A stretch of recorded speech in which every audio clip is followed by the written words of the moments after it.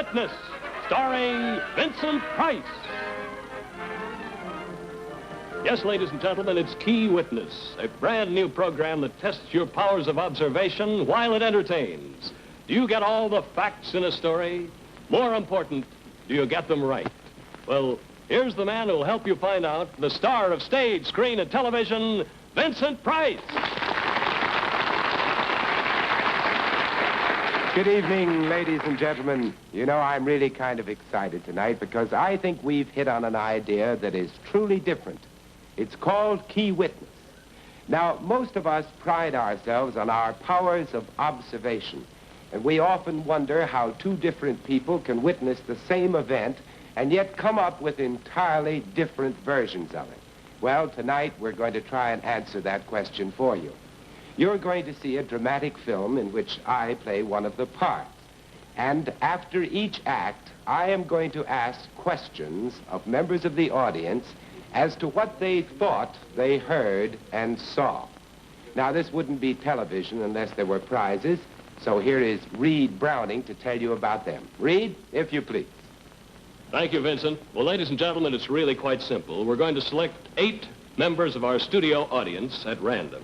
And they're going to come up here on our stage, and they'll see the same film that we do on this big screen right here behind me. But we're going to ask each one of them a question. The amount of the prize that they'll receive will depend on how difficult we think the question is.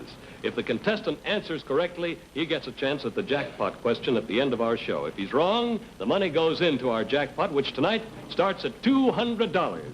So keep your eyes and ears open as Key Witness presents Vincent Price and Marie Windsor in Tall, Dark, and Handsome.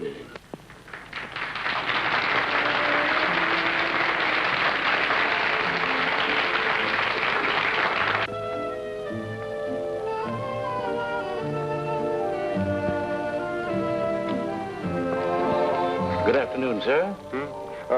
Scotch and soda.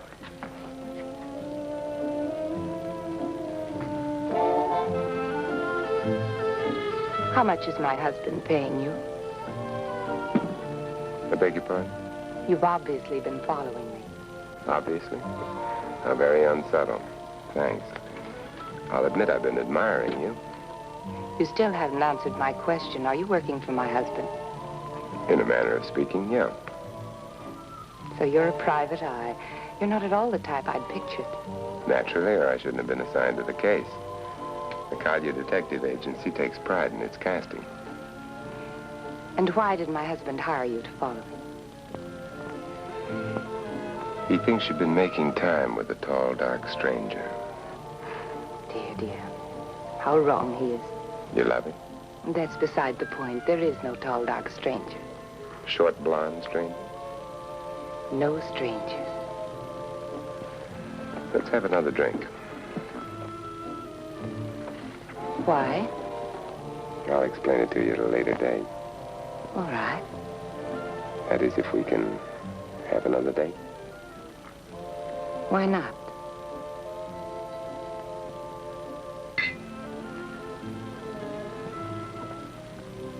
We had that later date, and it wasn't the last one. It was the first one of the most dynamic tailspin a man ever went into. She was coming here tonight, to my apartment, in less than an hour.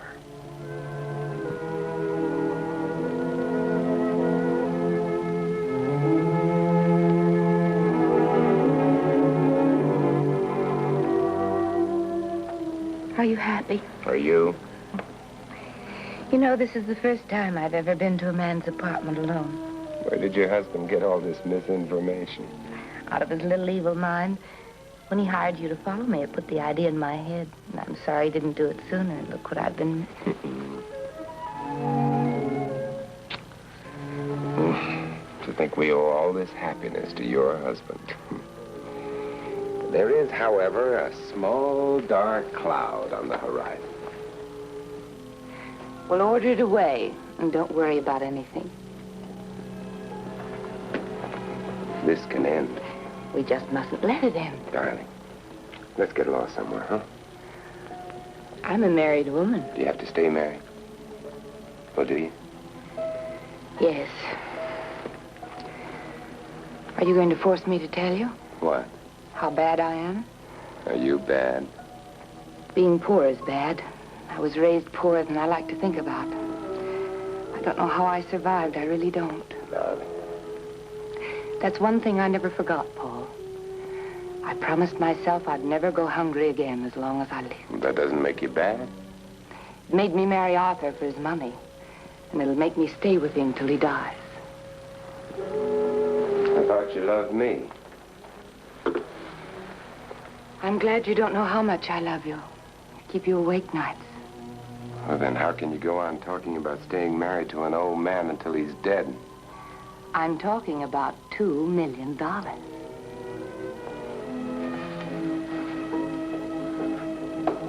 I'm only 25. He could die before I'm old, couldn't he? What? Well, he could. He could die tomorrow. How? Don't you know? Think of it. Adrian, don't talk like that. Divorce him. We'll go away together. Forget about the money. I'll make it up to you. You know, Paul, I've made up my mind. This is the only way for us. Otherwise, Otherwise what? I'll stay with him and his millions. This much I know. What kind of a decision are you asking me to make? The same kind I'm faced with. Heaven or hell on earth. Somehow I've never thought of myself in this situation. It's always been the other fellow. Murder. I've got to think. Think of it as best you can, Paul. Think and let your decision depend on how deep your love is. How deep is your love, Paul?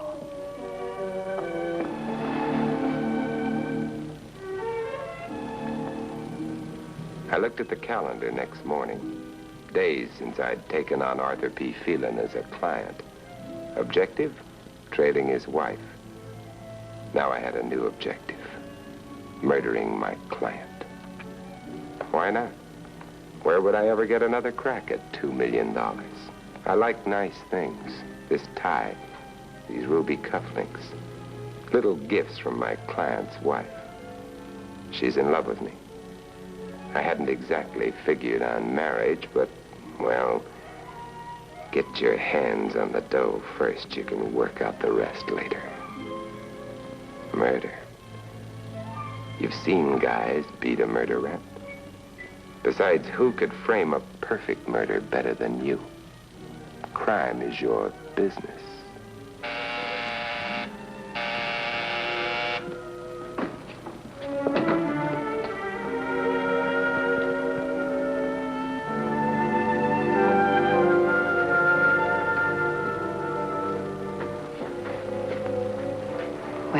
Well, darling?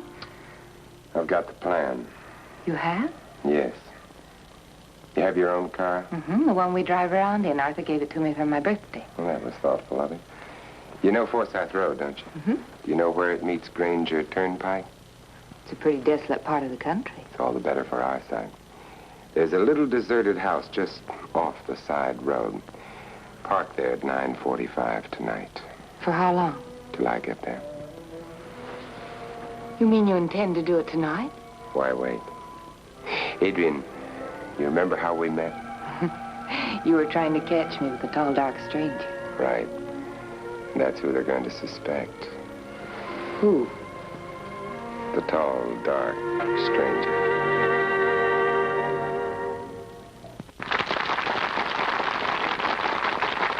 And there you have the first act of Tall, Dark, and Handsome. And it's time for Vincent Price to assume his role of prosecuting attorney. Prosecuting attorney? Well, that sounds so unfriendly, Reed, for a man who's going to play Santa Claus and give away all that money. Well, let's see now, for our first key witness. Hello, sir. What's your name? Edgar Bailey, Edgar Benny. Where are you from? New York. New York. Do you have any friends here with you? Yes, I do have. Well, please don't let them help you, because the testimony of a key witness is worthless if he's been coached. Now, here is your question, and it's kind of difficult, so it's worth $80. How many people did you see in the bar? That's including myself and the bartender.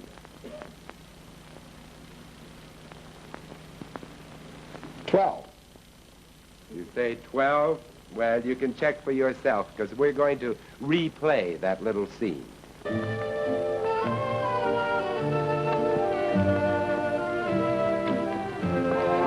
Well, you see, there were 6 of us, Mr. Bailey, and you said 12.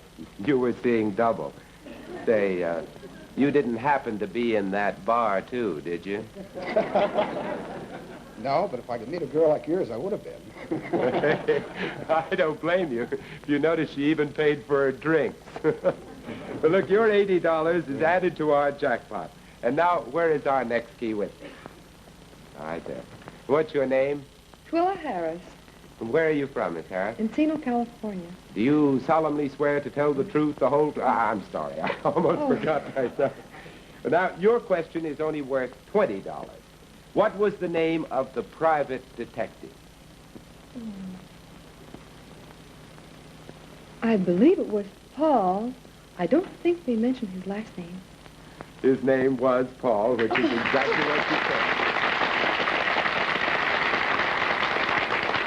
So will you come up to our witness stand, and you've won your $20, and now you get a chance at our jackpot at the end. Right over here. Thanks. Now, for our third key witness. Yes, sir, and what's your name? Paul Comer from Tarzana. From Tarzana, right? Yes, sir. Near home here. Well, for $90, now this is a tough one, $90. Name the location where the murder was to take place. Now, let's see how good a key witness you'd make. I don't know. Oh. I'm sorry. Can't you try, Mr. Comer? Oh, well, I'm sorry. You're wrong, but a lot of us can't remember addresses. You know, I can't even remember where I live half of the time. Don't you remember in the film?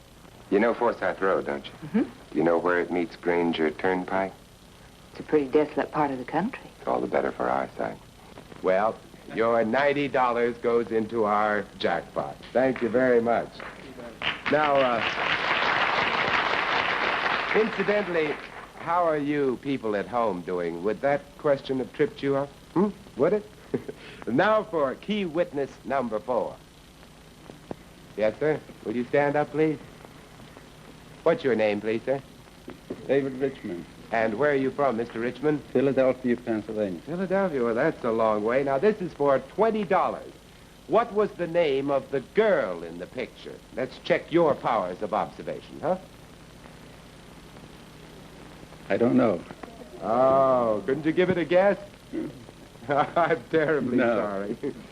Well, don't you remember in the film? Your $20 is going to be added to our jackpot, but in the film, do you remember what I said? Adrian, you remember how we met?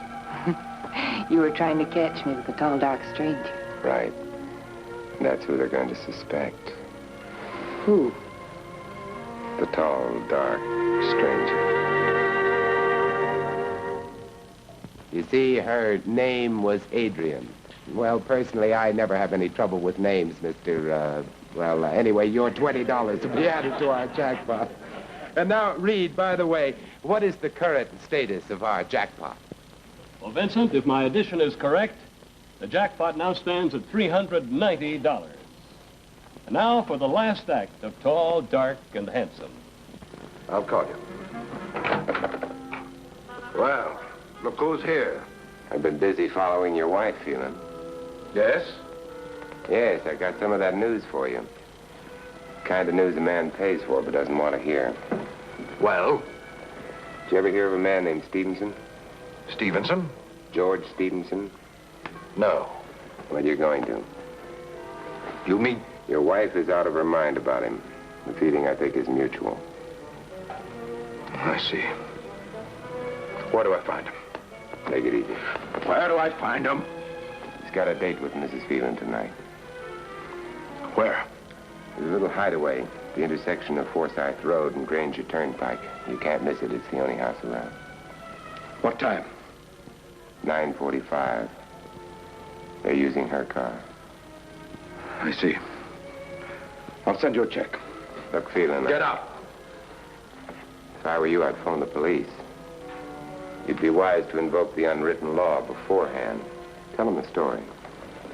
They'll try to stop me. How can they leave out the details? Stocks and bonds are your business, Phelan. Crime is mine. Go ahead, dial.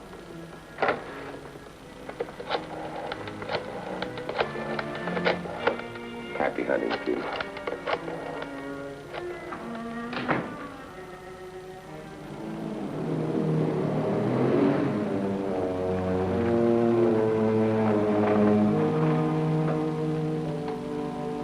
Paul? Turn out your lights.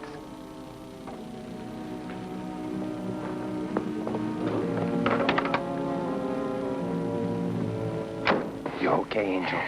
Yeah. Did you see him? Yeah, earlier today. His reaction was exactly what I figured. Well, then he'll be along any minute. Yeah, we're all set, Angel. We're all set. Paul, I've made up my mind to something. Yes.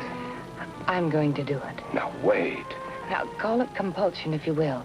But there's no reason why you should pull the trigger. Now, wait. Don't argue with me. But you asked me to help you. You are. But this is something I must do myself. Is it your gun? Yes, it's a 38 Detective Special. I couldn't take a chance on buying another one. Well, give it to me. No, wait a minute. Oh, there's a car. Give me the gun. No, wait, Adrian, no. Please, for the sake of the future, I don't even want you to see it. Please. Be careful of that gun. It's registered in my name at National Headquarters. I know. Don't worry.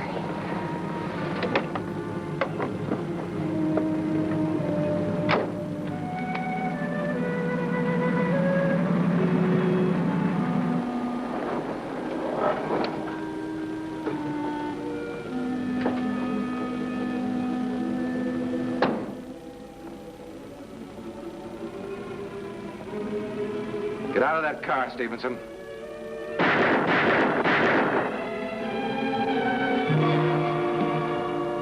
The bullets found their mark. The big hulk of a man gasped in the roadbed. The job was done. Wait a minute. Squad car.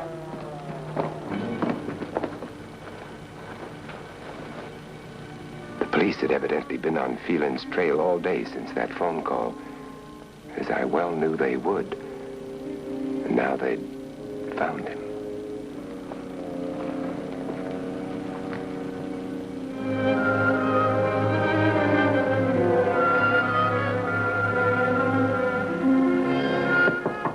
Come in.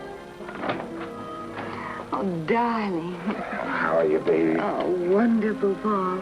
My lawyer called. Yes. I'm going to inherit Arthur's money, every penny of it. Oh, great. Pretty soon we can start making plans for our future. The district attorney is here, Mrs. Phelan, with some men from headquarters. I told him you were well enough to be interviewed. Why, of course I am, Doctor. Send them right in.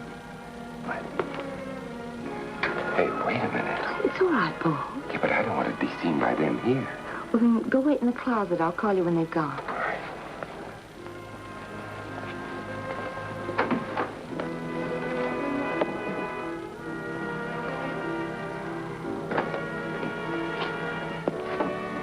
Mrs. Phelan? Yes, I'm Mrs. Phelan. I'm the district attorney. Yes, I know. The doctor told me. Now, who is this George Stevenson? Oh, he's a man I saw once in a while. Nothing serious. No, of course not, Mrs. Phelan. And now let's get the particulars. What does he look like? Do I have to tell you? I'm afraid so. I suppose I shouldn't feel I have to protect a murderer. George is about 6 feet 4 inches tall, gray eyes, dark hair, and a mustache. Age? Well, about 40. And what does he do for a living? Well... Now, do you know? Oh, yes, I know. He's a detective. Detective? Yes, he works for the Collier Detective Agency here in town. He isn't really George Stevenson. That's an assumed name.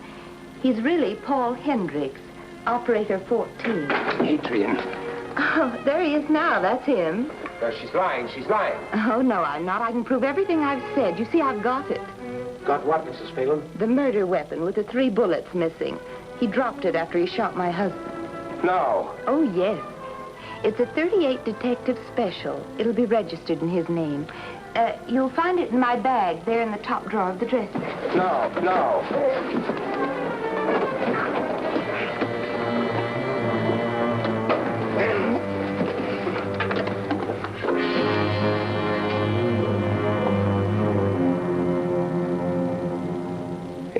just left. She came in to say goodbye. She said I had been such a help. I looked through my cell window at the prison courtyard, and there I caught my last glimpse of Adrian. She was walking toward an expensive car, and then I noticed a figure standing there. I stared at the man. He was handsome and young, in his late 20s. And then I saw with sickening clarity that he was tall, dark, and handsome.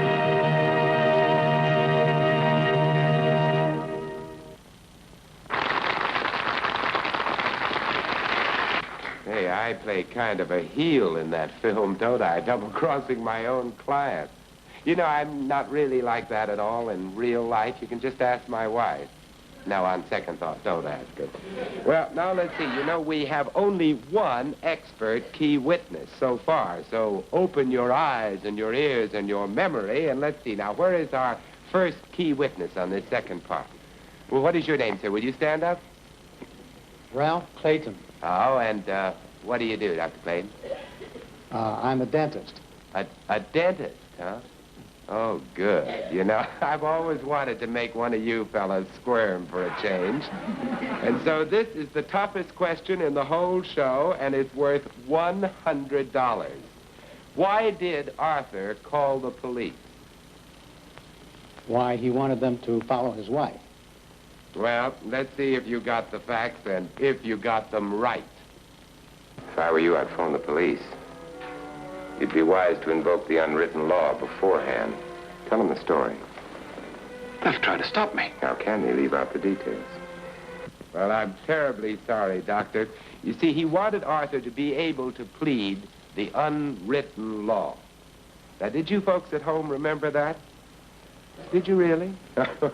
Now, will the next key witness stand up and be good enough to identify himself? Yes, ma'am? I'm Fern Kennedy from Windsor, Ontario, Canada. Oh, you're from a long way off. Do you pride yourself on your powers of observation? I do on my memory, but I don't know whether I observe too much. Well, now you're going to have a rare opportunity to see some. This is for $90. Who drove the convertible and who drove the closed car on the night of the murder? Well, I think Adrian drove the closed car and Paul drove the convertible. Well, I think you have to think about that just once more now. Adrian did drive the closed car. Oh, I think her husband, Arthur, drove You're absolutely right. Absolutely right. There's nothing like driving a convertible to your own murder. I think it's so sporty, don't you? Yes. Now, will you please come up and join our other expert key witness up here on the witness stand? You get a chance at our jackpot. And now, for our next question, our next key witness. Yes, ma'am. What is your name, please? Ruby McGowan. And what do you do to keep busy, Miss McGowan? I'm a housewife and mother. Well, that'll keep you busy, won't it? Now, for $60, will you give me 2 identifying marks of Paul that Adrian gave to the DA in the hospital? You know, I'm kind of anxious to hear this one myself. He was tall and dark. Oh, no, you'll have to do better than that. How tall? He was at least 6 foot. Up. Higher than that. 4. 6'4". You were absolutely right. Good guess. But she didn't say anything about his being handsome, did she? No. Well, darling, come on up now and join our other expert key witnesses, will you? You have a chance at our jackpot. And now for our last key witness. Well, oh, yes, sir? What's your name, sir? A.L. Nichols. I'm an attorney. You're an attorney. Now, will you stand right there? I'd like to talk to you.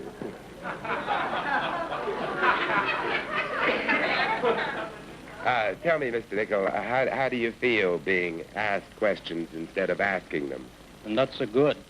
Now, look, as an attorney, do you believe that most key witnesses' testimony is reliable? Well, it all depends. My key witnesses are always reliable.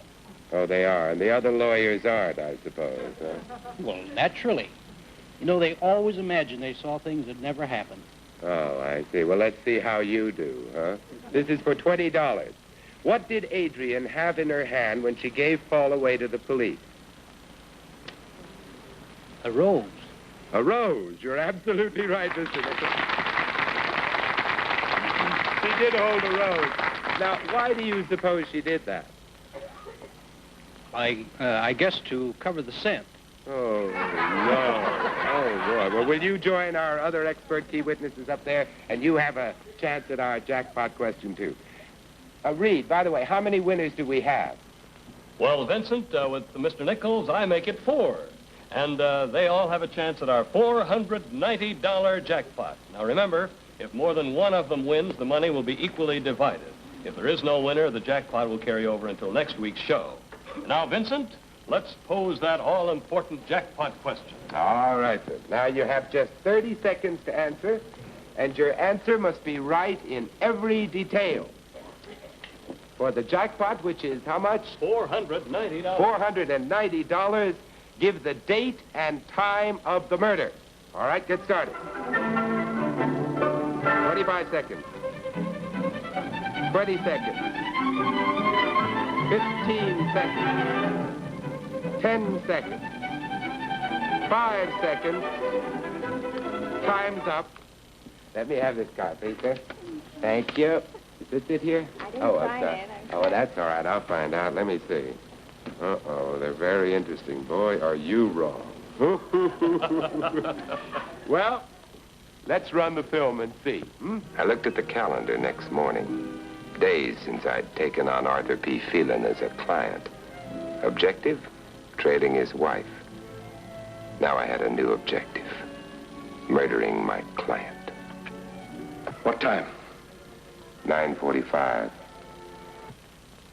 Well, it was 9:45, June 17th, and I'm terribly sorry, but none of our experts got that vital question correct. So our jackpot next week will start with $490. And now, ladies and gentlemen, this is Vincent Price, thanking you all for being with us on our first show. And until next week, when we have as the guest star, Miss Teresa Wright. So keep your eyes open and your ears open for Key Witness. Thank you and good night.